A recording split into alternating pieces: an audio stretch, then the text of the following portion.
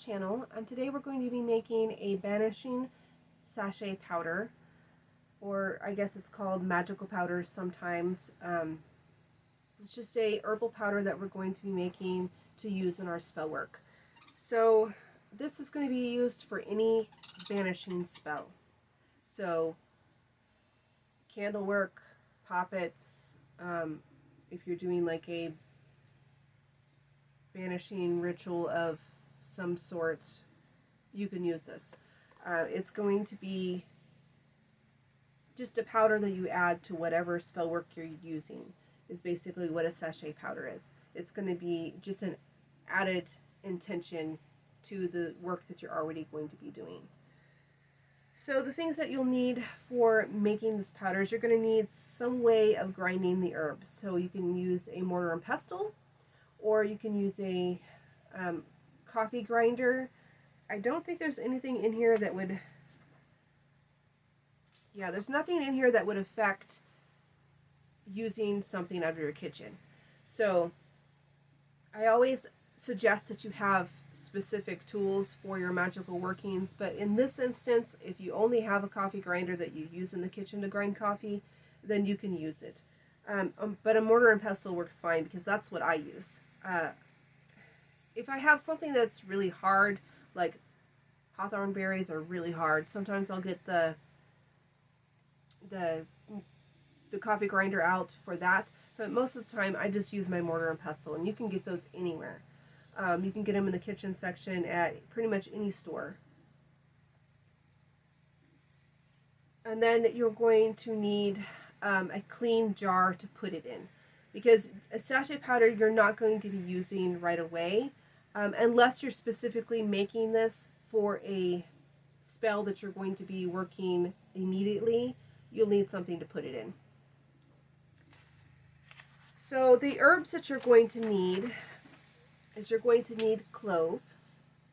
It can be the powdered version or the whole herb version. Black pepper. It can be the peppercorns or the already ground pepper, like what you get, in the spice aisle. Onion powder, cayenne powder, cumin powder, paprika, chili powder or chili flakes. You could also use whole chilies.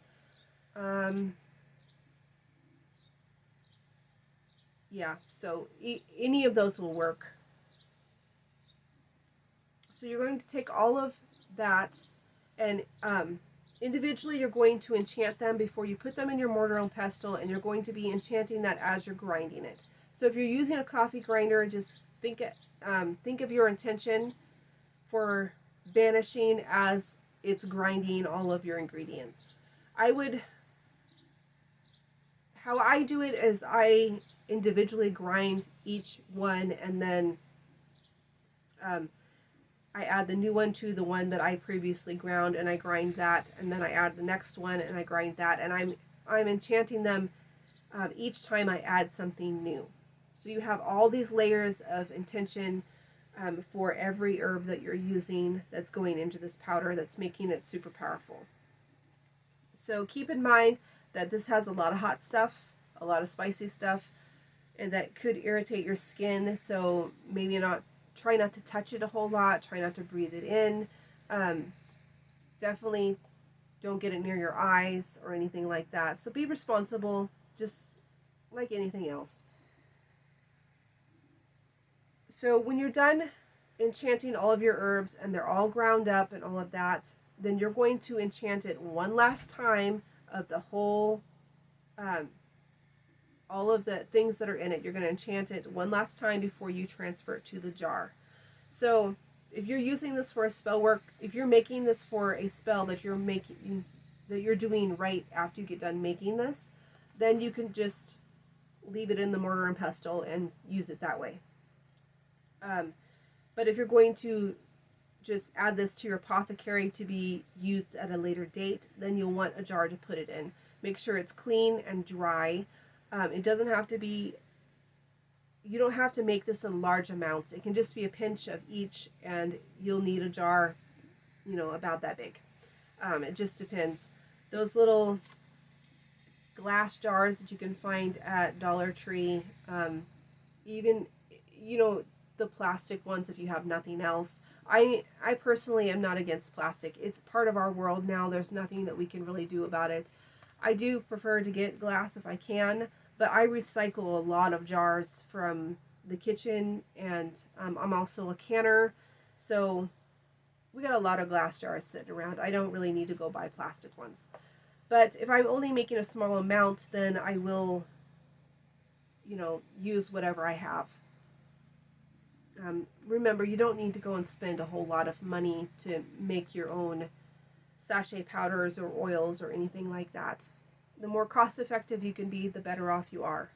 So after you've enchanted that one last time, you're going to put the lid on it. I normally will leave it on my altar for at least 3 days before I use it.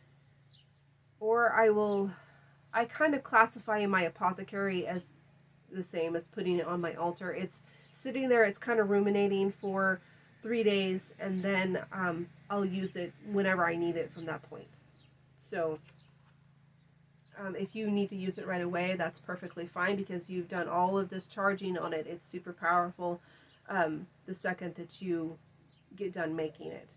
But when you go back to use it at a later date, make sure that you give it a really good shake, wake up all of that, all of those herbs, and as you're doing this, make sure that you're enchanting it for the intention of banishing in this case. But for any powder, you're going to be doing it the same way. You're going to be waking up the herbs and making sure that they are enchanted and alive and awake and ready to work.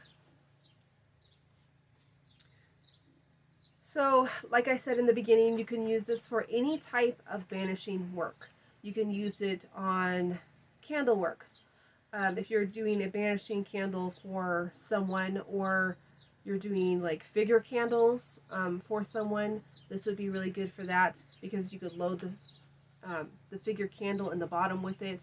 You can roll the candles in the powder, and well, you need to coat them, put them in a banishing oil, and then roll the candle in this powder, and that will help make it stick. You can put it in, if you're doing a banishing poppet, you can put it inside that poppet. If you're doing like a petition, like a banishing petition, you can put it inside the petition before you burn it. There's a million different things that you could do. If you're banishing bad habits, this can be used for that as well. It's really powerful for using on banishing people, situations, things like that, bad habits, you know, anything you need a banishing for. I think that this is not powerful enough to banish like spirits, so that would be a different banishing powder, but it's definitely good for your run-of-the-mill everyday stuff. You know, people that are just shitting on you and you need to make them go away. It's really good for that. So I hope that you guys like this, and I'll see you next time. Bye.